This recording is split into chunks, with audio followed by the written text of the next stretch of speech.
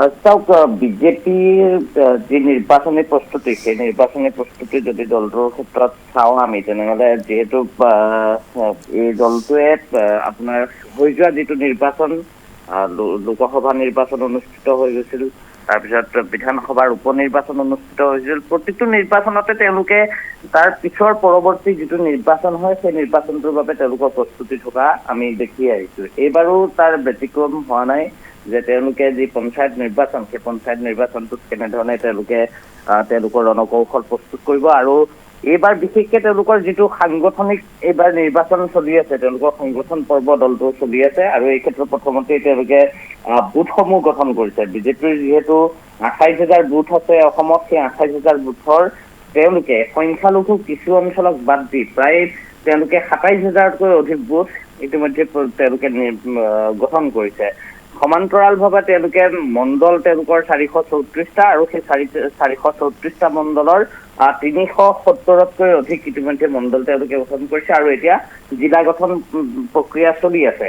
এতিয়া বুথ গঠন যিটো প্ৰক্ৰিয়া, হিমাশ্ৰী, মই এই কথাখিনি তেওঁলোকৰ কমিটি কেইখনৰ কথা ক'ম, কিন্তু তাৰ পূৰ্বে এটা কথা কওঁ যে বুথ গঠন প্ৰক্ৰিয়াটোত তেওঁলোকে যি 28,000 বুথত গৈ তেওঁলোকে বৈঠক কৰিছে, তাত এখন সৰু সৰু তেওঁলোকে কিছু বৈঠক ইতিমধ্যেই অনুষ্ঠিত কৰিছে। অৰ্থাৎ পঞ্চায়ত যি নিৰ্বাচন সেই পঞ্চায়ত নিৰ্বাচনত যি তৃণমূল পৰ্যায়ৰ যিসকল লোক জড়িত হৈ থাকে সেই তৃণমূল পৰ্যায়ত শক্তিশালীভাৱে গঠন কৰাত তেওঁলোকে প্ৰথমে সেই কামটো কৰি লৈছে আৰু এতিয়া এই মুহূৰ্তত তেওঁলোকৰ বহু কেইখন তেওঁলোকে সমিতি গঠন কৰিছে। তাৰ ভিতৰত এখন নিৰ্বাচনী ব্যৱস্থাপনা সমিতি। এই নিৰ্বাচন ব্যৱস্থাপনা সমিতিখনৰ যিগৰাকী আহ্বায়ক তেওঁক দিয়া হৈছে পল্লৱ লোচন দাসক। তাৰপিছত সহ আহ্বায়ক হিচাপে এই যিখন সমিতিখনত আছে অশোক ভট্টৰাই, ডক্টৰ ৰাজদীপ ৰয়, তেওঁ শিলচৰৰ প্ৰাক্তন সাংসদ, লোকসভাৰ সাংসদ, তেওঁকো দায়িত্ব দিছে। অজয় কোঁৱৰক দায়িত্ব দিয়া হৈছে, দলটোৰ উপ সভাপতি অজয় কোঁৱৰ, আৰু তাত সমিতিখনত 9গৰাকী অতিৰিক্ত সদস্য তাত ৰখা হৈছে। তাৰ লগতে তেওঁলোকে ইতিমধ্যেই ইস্তাহাৰ সমিতি এখন গঠন কৰিছে আৰু সেই ইস্তাহাৰ সমিতিখনৰ যিগৰাকী আহ্বায়ক সেই আহ্বায়কৰ দায়িত্বত আছে মন্ত্ৰী ৰঞ্জিত দাস আৰু সহ আহ্বায়কৰ দায়িত্ব দিয়া হৈছে বিধায়ক বিষ্ণুৰঞ্জন শৰ্মা আৰু লগতে পুলক গোহাঁই, সাধাৰণ সম্পাদক তেওঁ। এই দুগৰাকীক এই দায়িত্ব দিছে আৰু মেম্বাৰ হিচাপে সমিতিখনত ৰাখিছে। মেম্বাৰখিনিও মন কৰিবলগীয়া, হিমাশ্ৰী, ইয়াত সদস্য হিচাপে যিকেইজনক ৰাখিছে তাৰ ভিতৰত আছে মন্ত্ৰী জয়ন্ত মল্লবৰুৱা, ডক্টৰ ৰণোজ পেগু, ৰেখাৰাণী দাসবড়ো, প্ৰদীপ ঠাকুৰীয়া, মিহিনেশ্বৰ বসুমতাৰী, ৰীতা তালুকদাৰ, অমিতাভ ৰায়, মিতানাথ বৰা। আৰু ইয়াৰ উপৰি এই দুখন যে সমিতি, এখন নিৰ্বাচন ব্যৱস্থাপনা সমিতি আৰু এখন ইস্তাহাৰ সমিতি, এই দুখন গঠনৰ উপৰিও তেওঁলোকে 28খন সাংগঠনিক জিলাত তেওঁলোকে যি প্ৰভাৰী আৰু সহপ্ৰভাৰী নিযুক্তি দিছে। এই ক্ষেত্ৰত আমি যদি চাওঁ তেনেহ'লে বজালী জিলাত আপোনাৰ মন্ত্ৰী অশোক সিংঘাল আৰু নৱবৈশ্যক তাত দায়িত্ব দিছে।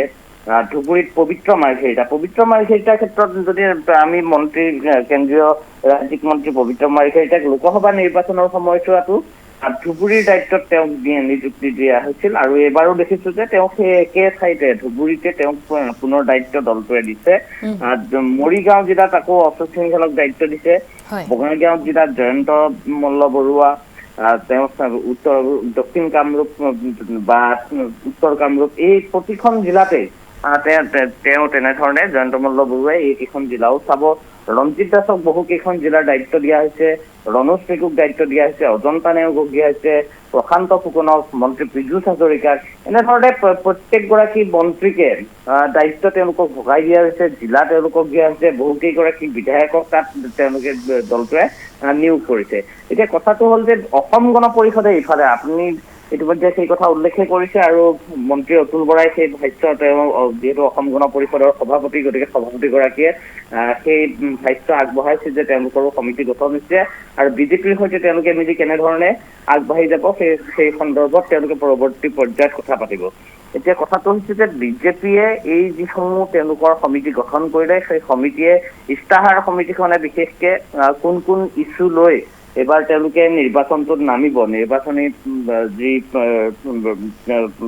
বৈতৰণি থাকিব সেই বৈতৰণি পাৰ হ'বৰ বাবে তেওঁলোকে কোনবোৰ ইছ্যুক ৰাইজৰ মাজলৈ লৈ যাব পাৰিব সেই সন্দৰ্ভত তেওঁলোকে ইস্তাহাৰ সমিতিখনে বহি তেওঁলোকে সেই ইস্তাহাৰ প্ৰস্তুত কৰিব। ইয়াৰ উপৰি যদি চোৱা যায় নিৰ্বাচনী ব্যৱস্থাপনা সমিতিয়ে নিৰ্বাচনটো কেনেধৰণে তেওঁলোকে আগুৱাই লৈ যাব, ক'ত কিমান ধৰণৰ তেওঁলোকৰ পুঁজি ক'ত কি পৰ্যায়ত লাগিব বা কোন লোকক কেনেধৰণে বা ক'ত কোনে নিৰ্বাচনী প্ৰচাৰ চলালে ভাল হ'ব ইত্যাদি ইত্যাদি বিষয়বোৰ হয়তো এই নিৰ্বাচনী ব্যৱস্থাপনা সমিতিখনে কৰিব। আৰু প্ৰভাৰী সহপ্ৰভাৰীয়ে গোটেই বিষয়বোৰ যে একোখন জিলাত যিসমূহ পঞ্চায়ত থাকিব সেই পঞ্চায়তসমূহত কাক ক'ত কেনেধৰণে দায়িত্বসমূহ ভগাই দিব বা তাত যদি কিবা অসুবিধা আছে সেই অসুবিধাবোৰ কেনেধৰণে দূৰ কৰিব এই দিশবোৰ চাব।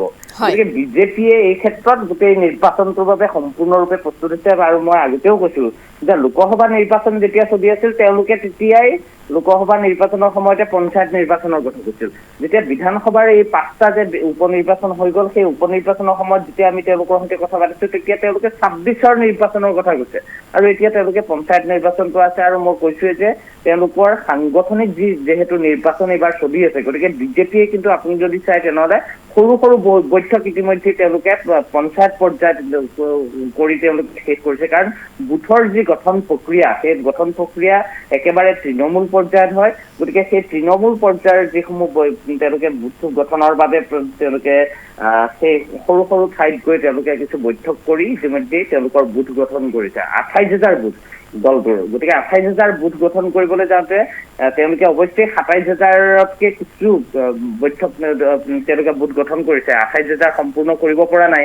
কিন্তু 28,000 বুথত গৈ পেলাই তেওঁলোকে কিন্তু ইতিমধ্যে বৈঠক কৰিছে। গতিকে এইবোৰে নিশ্চয়কৈ আহি থকা সময়ছোৱাত বিজেপিক সহায় কৰিব। বিজেপিৰ যিটো সাংগঠনিক তেওঁলোকৰ ভেটি তেওঁলোকে সদায় সংগঠনৰ ওপৰত নিৰ্ভৰ কৰে আৰু এনেধৰণে সমিতি গঠন কৰি তেওঁলোকে হয়তো পঞ্চায়ত মুহূৰ্তত এনেদৰেই এতিয়া বিজেপি দলটো সাজু হৈছে আগন্তুক পঞ্চায়ত নিৰ্বাচনৰ বাবে তৃণমূল পৰ্যায়ত যাতে তেওঁলোকৰ ভেটি শক্তিশালী হয় তাৰ বাবে সম্পূৰ্ণ প্ৰচেষ্টা তেওঁলোকে অব্যাহত ৰাখিছে। ধন্যবাদ জ্ঞাপন কৰিছোঁ ৰাজু বৰুৱা এই মুহূৰ্তত।